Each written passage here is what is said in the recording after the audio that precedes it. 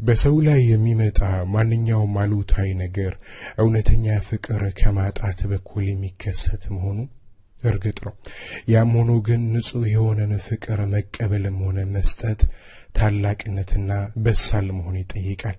ማፍቀር ወንጀል አይደለም፣ በተሳሳተ መንገድ ማፍቀራችን እንጂ እውሩ ፍቅራችን ሳይሆን ፍቅራችን የተገለጠበት ሁኔታ ነው።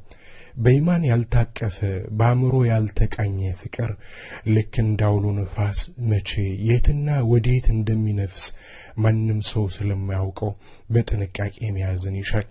በችኮላ የተወሰነ ውሳኔ በእርጋታ መሻሩ ስለማይቀር ከመወሰንህ በፊት በሚገባ አስብበት።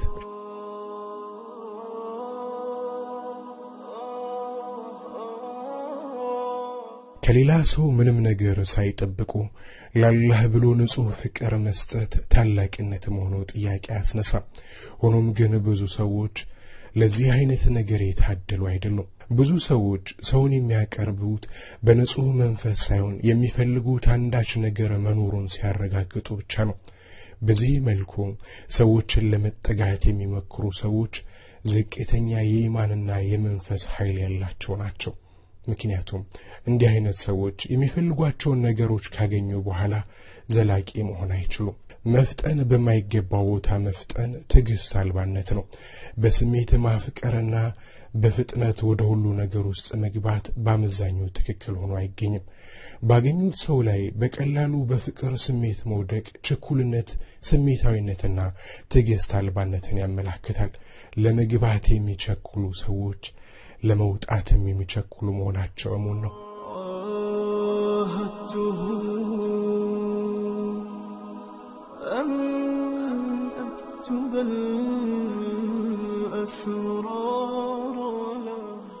በባህሪያቸው ትዕግስተኛና በሳል የሆኑ ሰዎች ጓደኞቻቸውን የንግድና የትዳር አጋራቸውን በጥንቃቄና በተገቢ ሁኔታ የሚመርጡ ናቸው። እርግጥ ይህ አይነት ሁኔታ ከስሌታዊነት ይልቅ ሁኔታዊነት ያመዝንበታል። ያጋጣሚ ነገርና የወቅቱ ሁኔታ የሚፈጥሩት ሙቀት አለ። ከዚህም የተነሳ ሁሉ ነገር እንዳሰቡት ሆኖ አይገኝም።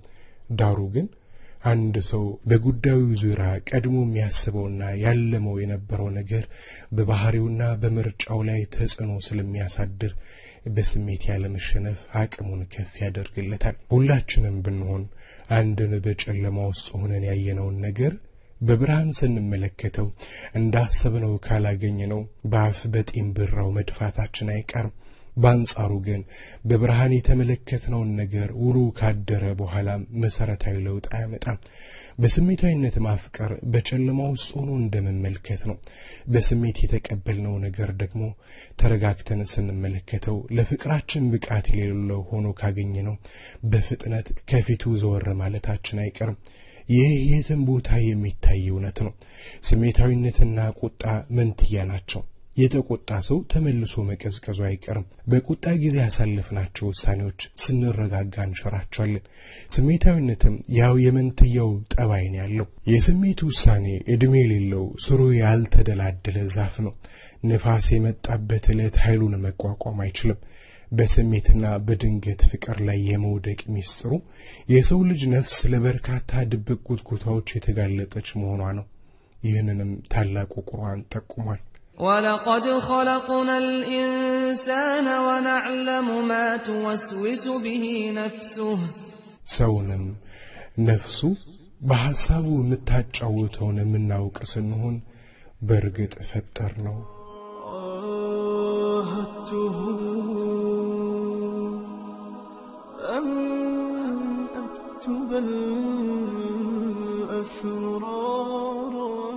የሰው ልጅ በስሜቱ የቋጠረውንና የሚገፋፋውን ነገር አላህ በቅርበት እንደሚከታተለውና እንደሚያውቅበት መገንዘብ አለበት።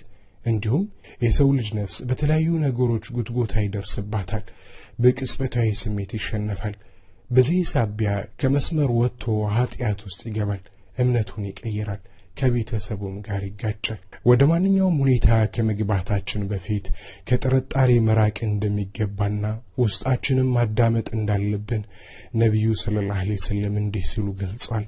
የሚያጠራጥርህን ነገር በመተው የማያጠራጥርህን ያዝ። እውነታ ውስጣዊ ሰላምና መረጋጋት ሲሆን ሐሰት ደግሞ ጥርጣሬና የልቦና አለመረጋጋት ነው። ትርሚዚ ዘገበውታል።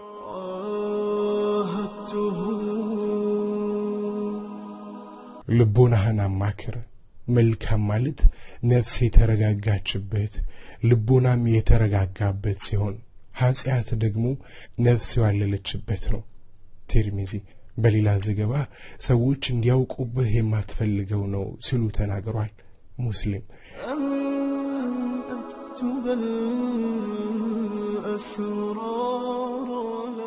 ምንም እንኳ ሁሉንም የተማርኩ ቢሆንም ስላንተ ፍቅር ልቤንና እምነቴን በእውነት አጥቻለሁ።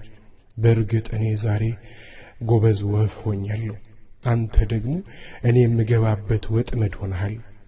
የሰይድ ጥበቦች